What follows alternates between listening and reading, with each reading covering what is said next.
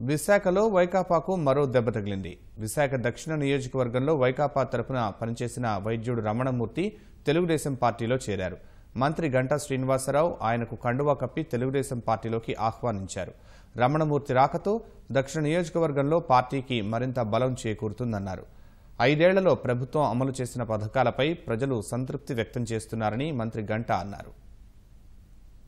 ఎంతో మందికి ఉచితంగా వైద్య సేవలు అందిస్తూ అందరి మనంలో పొంది డాక్టర్ రమణమూర్తి గారు తెలుగుదేశం పార్టీలో లాంఛనంగా చేరటం చాలా సంతోషం. గత 5 సంవత్సరాలుగా ఏదైతే ప్రభుత్వం చేసిన కార్యక్రమాలు ఒక పక్క అభివృద్ధి కావచ్చు, మరో పక్క సంక్షేమం కావచ్చు, రెండు వీటితోటి ప్రజలందరూ కూడా చాలా సంతోషంగా ఎన్నికల్లో తెలుగుదేశం పార్టీకి ఓటేయడానికి సిద్ధంగా ఉన్నారని చెప్పని భావిస్తున్న నేపథ్యంలో ఇటువంటి నాయకుల యొక్క చేరిక కూడా మరింత బలాన్ని దీన్ని చేకూరుస్తుందని చెప్పని తెలియజేసుకుంటూ ఆయన రాకతో మరి పార్టీకి మరింత యాడెడ్ అడ్వాంటేజ్ అవుతుంది.